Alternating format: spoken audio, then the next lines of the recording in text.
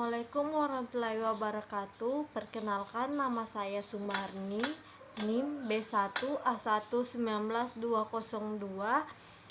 Di sini saya akan mempresentasikan tentang mata kuliah Ekonomi Makro 2. Terima kasih. Di sini saya akan menjelaskan tentang kurva AD dan kurva AS. Pengertian permintaan agregat adalah keseluruhan permintaan barang dan jasa oleh pengguna dalam ekonomi. Permintaan agregat menunjukkan hubungan antara keseluruhan permintaan terhadap barang dan jasa sesuai dengan tingkat harga. Kurva AD didefinisikan sebagai suatu fungsi dari kurva yang menggambarkan hubungan antara tingkat harga dengan jumlah pengeluaran agregatnya. Selanjutnya, penawaran agregat adalah jumlah barang dan jasa akhir perekonomian yang diminta pada berbagai tingkat harga yang berbeda. Kurva penawaran agregat adalah kurva yang menggambarkan tentang hubungan antara tingkat harga yang berlaku dalam ekonomi dan nilai produksi real atau output pendapatan nasional real yang akan ditawarkan dan diproduksi oleh suatu perusahaan dalam suatu perekonomian. Selanjutnya saya akan menjelaskan tentang kurva mula-mula permintaan agregat dan penawaran agregat. Yang pertama, saya akan menjelaskan, kita lihat di kurva permintaan agregat, P sebagai tingkat harga dan Y sebagai pendapatan nasional real.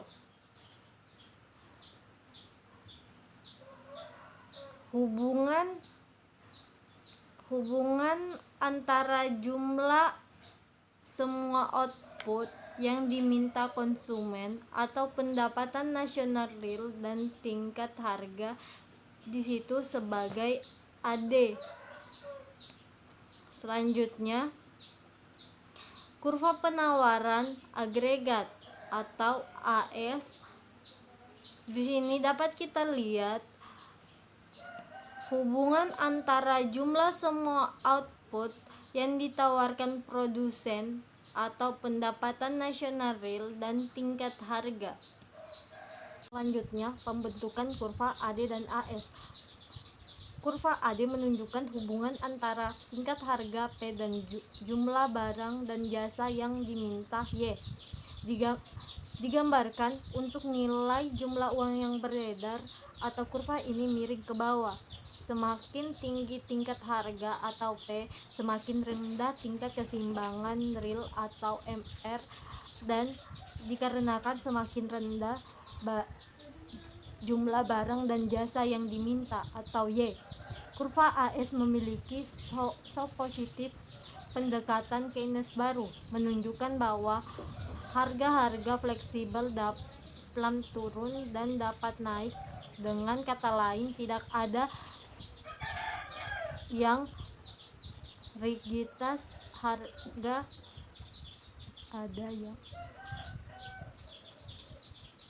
tidak ada rigiditas harga, kekuatan harga atau gaji dan upah fleksibel dapat turun dan dapat naik. Dengan kata lain, mendapat risk upah atau kekuatan upah. Shock demand dan shock supply. Supply shock adalah suatu kondisi yang tidak terduga yang tiba-tiba mengubah pasokan suatu produk dan komoditas yang mengakibatkan perubahan harga yang tidak terduga. Sedangkan selanjutnya yaitu goncangan permintaan negatif merupakan menurunnya permintaan agregat. Harga barang jasa mempengaruhi dalam kedua kasus tersebut.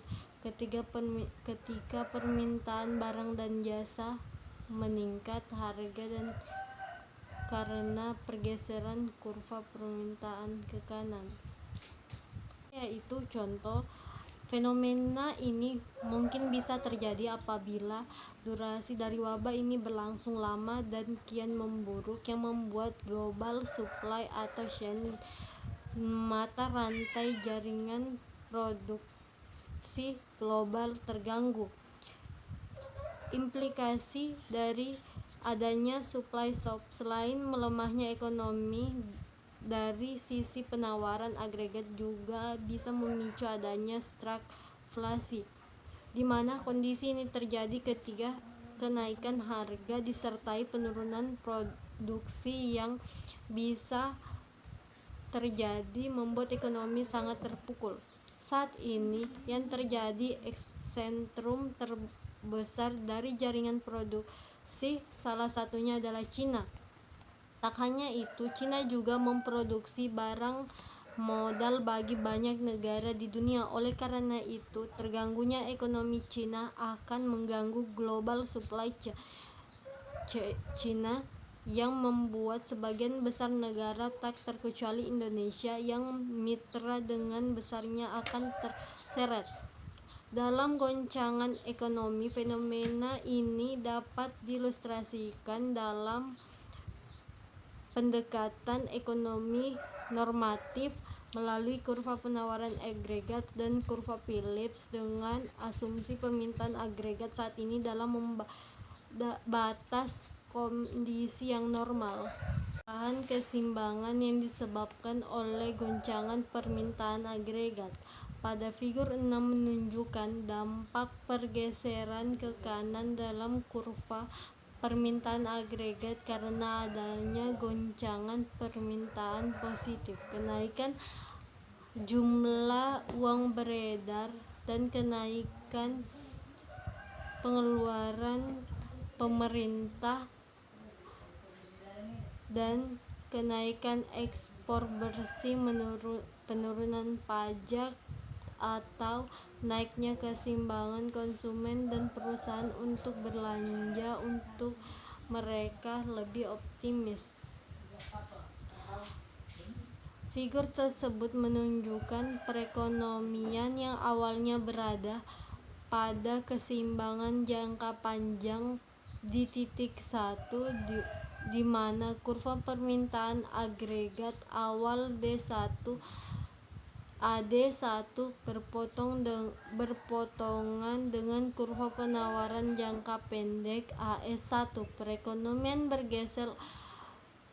bergerak ke titik 1 dan output maupun harga meningkat, tetapi perekonomian tidak akan tetap berada pada titik 1 jangka panjang karena output pada Y1 berada pada tingkat alamiah. Upah akan meningkat, kenaikan biaya produksi pada semula tingkat harga dan jumlah penawaran agregat jangka panjang akan bergeser ke kiri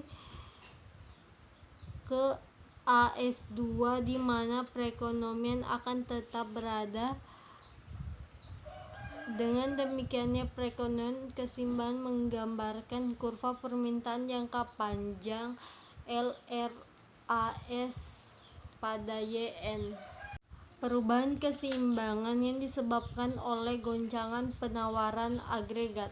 Seandainya perekonomian pada awalnya berada pada tingkat output alamiah pada titik 1 ketika kurva penawaran agregat jangka pendek bergeser dari pada figur 7 karena goncangan penawaran negatif, kenaikan harga energi yang tajam, misalnya perekonomian yang bergerak pada titik 1 ke titik 2, di mana titik harga meningkat tetapi output agregat menurun.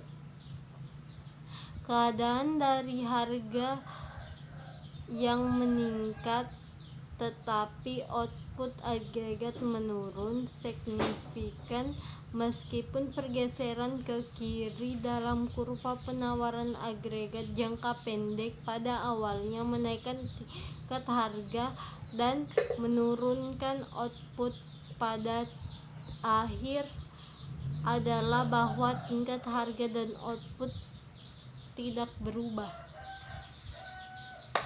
Kebijakan moneter dan fiskal.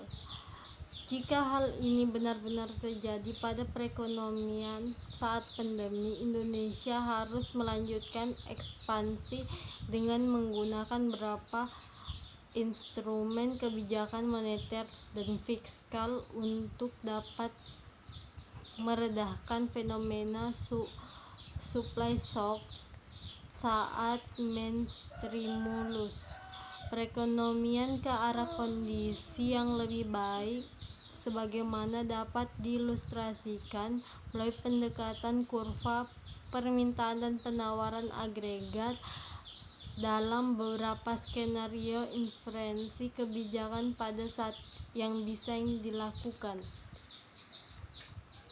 Ini dapat kita lihat pada kurva di gambar ini. Diasumsikan bahwa kondisi mula-mula di titik B pada saat wabah berlangsung lama. Permintaan agregat pada saat ini dalam batas kondisi normal, namun disertai kelangkaan dan implikasinya adalah kenaikan harga disertai penurunan output stagflasi. Kurva penawaran jangka panjang LRAS konstan. LARS di sini sebagai penawaran agregat jangka panjang, RAS di sini penawaran agregat jangka pendek, AD sebagai permintaan agregat, dan YN sebagai natural.